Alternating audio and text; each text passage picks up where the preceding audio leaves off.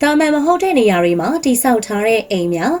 ဟယ်လိုချေရပရိသတ်များအားလုံးပဲမင်္ဂလာပါရှင် Top Zone Page ကနေပြီးတော့ပြန်လည်လို့ကြိုဆိုပါရရှင်ဒီ channel ကနေပြီးတော့ပရိသတ်တွေအားလုံးအတွက်ကိုဘုဒ္ဓရရစီမဲ့အကြောင်းအရာတွေကိုချက်တရတင်ဆက်ပေးနေရပဲဖြစ်ပါတယ်ဒီနေ့မှာဆိုရင်တော့ပရိသတ်တို့ကတာမန်မဟုတ်တဲ့နေရာတွေမှာတိဆောက်ထားတဲ့အိမ်20ကိုတွေ့မြင်ရမှာဖြစ်ပါတယ်တအိမ်ချင်းစီမှာဆိုရင်တော့လူတွေရဲ့တီထွင်ဖန်တီးနိုင်စွမ်းတွေကိုတွေ့မြင်ရမှာလည်းဖြစ်ပါတယ်ဒါဆိုရင်တော့ချက်တို့ဗီဒီယိုလေးမှာအတူတူလေ့လာကြည့်ကြပါစို့ရှင်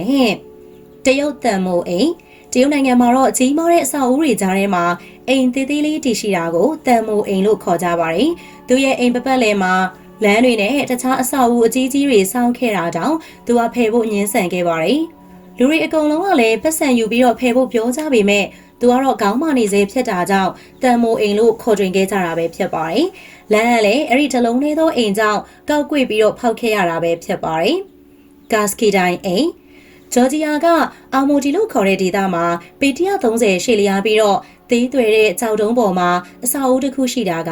နတ်သမီးပုံမြင်နေရလို့ပါပဲအဲ့ဒီအဆောက်အဦကတော့မက်ဆီမတ်ကိုရည်စူးတဲ့ဖျားရှိခိုးကြောင်တစ်ခုဖြစ်ခဲ့တာပါအခုတော့ဝိုင်းနေပြုတ်လို့တဲ့အိမ်တစ်ခုဖြစ်ခဲ့ပါတယ်လူတွေကတော့ဒီအိမ်ကကဘာပေါ်မှာအထီးကျန်ဆုံးအိမ်တစ်အိမ်လို့ပြောကြပါတယ်ရှင်မြင်မာတဲ့သဲကန်နာရအိမ်ကယ်လီဖိုးနီးယားနိုင်ငံရဲ့ဂျိုရှာရာပြည်သူ့ဥယျာဉ်ထဲမှာကြောက်တုံးတွေပတ်လည်ဝန်းရံနေတဲ့မြန်မာတဲ့အသေးကဏ္ဍရအိမ်ရှိပါတယ်။နေရောင်ကိုကာကွယ်နိုင်ဖို့ကွန်ကရစ်အပြားကြီးတွေနဲ့တည်ဆောက်ထားပါတယ်။ဒီအိမ်ကိုတည်ဆောက်ဖို့အချိန်10နှစ်ယူခဲ့ရပါတယ်။အိမ်ရဲ့အစိပ်ပိုင်းတစ်ခုစီကိုတေချာခြေသထားပါတယ်။ခြံစည်းရိုးကလည်း9ရိုးပုံစံဖြစ်ပါတယ်။အခန်းပတ်လေးကလည်းခြေပြန့်ပါတယ်။ထရီနာမြင့်အိမ်ဒီအိမ်လေးရဆိုရင်တော့ထရီနာမြင့်ရဲ့အလယ်မှာရှိတဲ့သေးငယ်တဲ့ကြောင်တုံးလေးတွေပေါ်မှာတည်ရှိပြီးတော့အသေးငယ်ဆုံးနဲ့အသီးသန့်အဖြစ်ဆုံးအိမ်ငယ်လေးတစ်ခုပဲဖြစ်ပါတယ်။လူငယ်ရေကူးသမားတစုကတတောင်တက်တာဖြစ်ဖို့နဲ့နေရောင်အကာအကွယ်တစ်ခုပြုလုပ်ဖို့စဉ်းစားမိခဲ့ကြပြီးတော့ဆောက်လုပ်ခဲ့ကြတာပဲဖြစ်ပါတယ်။ရေကြီးရေရှမ်းမှုတွေကြောင့်အကြိမ်ကြိမ်ပျက်စီးခဲ့ပေမဲ့လည်းပြန်လည်ပြုပြင်ထားတာကြောင့်ကမ္ဘာလက်ခီးသွားတွေအတွက်စိတ်ဝင်စားစရာနေရာတစ်ခုဖြစ်လာခဲ့ပါတယ်။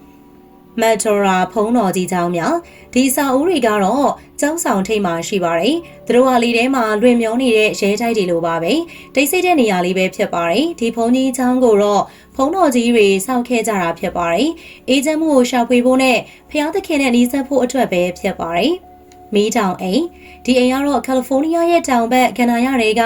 ကပေ150အမြင့်ရှိတဲ့မီးတောင်ဒီပေါ်ကပြိုင်ဆန်ရှားအိမ်တစ်လုံးပါပြောရမယ်ဆိုရင်တော့ပကံများပြန်ပုံစံရှိပြီးတော့အလေခေရဲ့လက်ရာပဲဖြစ်ပါတယ်အကျယ်ပေ2500ရှိပြီးအိတ်ခမ်းနှက်ခမ်းနဲ့ရေချိုးခမ်းနှက်ခမ်းပါဝင်ပါတယ်အမိုးခုံးရဲ့ထိပ်ဆုံးမှာတော့ရှာဖွေရေးခုံရှိပါတယ်အဲ့ဒီအပေါ်ကနေပြီးတော့မိုင်းတော်တော်များကအရာအားလုံးကိုမြင်နိုင်ပါတယ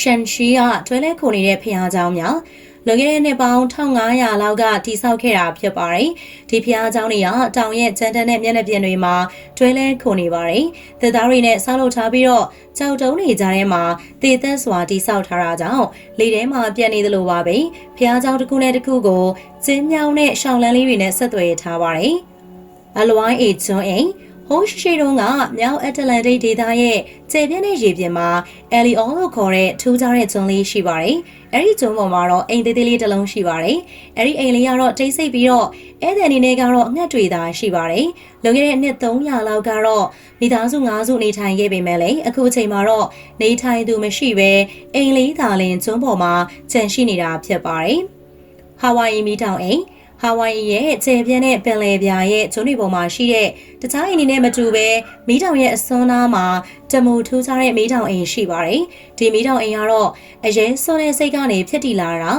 ာမနက်မိုးလင်းတာနဲ့ချော်ရည်ရီစီးစင်းနေတာကိုကြည့်ပြီးတော့နိုးထားလာရမှာကိုတွေးကြည့်ရတဲ့တောင်ချက်သီးထားစရာကောင်းပါတယ်။ဗရင်းပေါက်ကနေတဆင့်ကဘာကြီးရဲ့ဖန်တီးမှုနဲ့ဖြည့်ဆည်းမှုကိုမြင်တွေ့နိုင်မှာလည်းဖြစ်ပါတယ်။ဖာရိုတက်ဆန်ဖုန်ကြီးကြောင့်ဘူတန်နိုင်ငံရဲ့တောင်တွေပေါ်မှာဖာရိုတောင်ကြီးကအံ့ဩစရာကောင်းပါတယ်။ဖာရိုတက်ဆန်ဖုန်ကြီးကျောင်းကိုတော့ကြားအတိုက်လို့လည်းတင်စားကြပါတယ်။တိမ်တွေကိုထိလို့နီးအထီးမြင့်တဲ့6ကဘာရဲ့မျက်နှာပြင်လေးမှာတိဆောက်ထားတာဖြစ်ပါတယ်။ဒီဖျားကျောင်းရဲ့အဆက်ကျောင်းကတော့19ရာစုလောက်မှာစတင်ခဲ့တာလည်းဖြစ်ပါတယ်။ဖုံးတော်ကြီးတွေတရားအားထုတ်ဖို့အတွက်အေးဆေးတိတ်ဆိတ်တဲ့နေရာဖြစ်လာခဲ့ပါတယ်။မုံလာဦးအိမ်ဝ ဝါစောပြည်နယ်ပိုလန်မှာရှိတဲ့မုံလာဦးအိမ်ကတော့ကဘာပေါ်မှာအသေးဆုံးအိမ်တစ်ခုပဲဖြစ်ပါတယ်။မြို့ပြမှာရှိတဲ့အင်ဂျင်နီယာတွေရဲ့စိတ်ကူးစိတ်သန်းကောင်းပုံတွေကိုတွေ့မြင်ရမှာဖြစ်ပါတယ်။ဒီအိမ်ကတော့ကဘာပေါ်မှာအကျဉ်းမြောင်းဆုံးအိမ်ဖြစ်ပြီးတော့36စင်တီမီတာကနေ90စင်တီမီတာထိသာရှိပြီးတော့အကျယ်ဆုံးကတော့60စင်တီမီတာကနေ150စင်တီမီတာသာရှိပြီးတော့အဆောက်အဦနှစ်ခုကြားကကျဉ်းမြောင်းတဲ့နေရာလေးတစ်ခုသာဖြစ်ပါတယ်။အတွင်းပိုင်းမှာတော့နှစ်ထပ်ရှိပြီးတော့အိတ်ခမ်းရေချိုးခမ်းမီးဖိုခမ်းနဲ့အေခမ်းတို့ကိုလုံးဝကျဉ်းမြောင်းနေတဲ့နေရာမှာအစီအစဉ်တကျဖွဲ့စည်းထားတာလည်းဖြစ်ပါတယ်။မှုအိမ်နယူးယောက်မှာရှိတဲ့မှုအိမ်လေးကတော့တဘာဝတရားကြီးကိုပုံစံယူပြီးတော့1980ခုနှစ်ကနေ1982ခုနှစ်အတွင်းဆောက်လုပ်ခဲ့တာပဲဖြစ်ပါတယ်။အိမ်ရဲ့အတွင်းပိုင်းကိုတော့တေချာလေးဂယူဒီဇိုင်းအယောင်အစုံခြေသားထားပြီးတော့အရန်ကိုလှပပါတယ်။မှုအိမ်ကတော့ပန်းတစ်မျိုးကိုလုံးဝပုံတူယူထားတာဖြစ်ပါတယ်။ Nine Lady သစ်ပင်အိမ်မြောက်ပိုင်းအင်္ဂလန်မှာ Nine Lady လို့ခေါ်တဲ့သစ်ပင်အိမ်လေးတွေရှိပါတယ်။ရိုးရိုးသစ်ပင်အိမ်လေးတွေမဟုတ်ပဲကြောက်တုံးရုပ်ထုလေး9ခုဝိုင်းပြီးတော့ရှိတယ်။ဒီကိုင်းနေရဲ့ကြားထဲမှာတေးသေးချာချာလေးတိဆောက်ထားတာပါ။လွန်ခဲ့တဲ့နှစ်ပေါင်းများစွာကကဘာကြီးကနေခဏဖြစ်ဖြစ်ထွက်ပြေးခြင်းတဲ့တငယ်ချင်းအုပ်စုကတိဆောက်ခဲ့ကြတာလည်းဖြစ်ပါတယ်။222အိမ် Pembroke Shire ရဲ့ပင်လယ်ကမ်းရိုးတန်းမှာ222ဆိုတဲ့အိမ်လေးရှိပါတယ်။သူကတော့ကြောက်တုံးနဲ့လိုင်းနေကြထဲမှာရှိပါတယ်။ဒီအိမ်ကတော့အန်အောစရာကောင်းပြီးတော့သူ့ရဲ့ခေါင်မုန်းတဲ့နေရံတွေကကြောက်ကဘာရဲ့အယောင်နဲ့အသားကိုအသွင်ယူထားတာပါ။ဒါကြောင့်မို့တုံယုံလူဆိုရင်တော့သတိမထားမိလောက်အောင်ပဲပြောင်းနေတတ်ပါတယ်။အိမ်ရဲ့အတွင်းပိုင်းကတော့တိတ်ဆိတ်ငြိမ်သက်ပြီးတော့ brain box ကနေပင်လယ်ပြင်ကိုခံစားနိုင်မှာလည်းဖြစ်ပါတယ်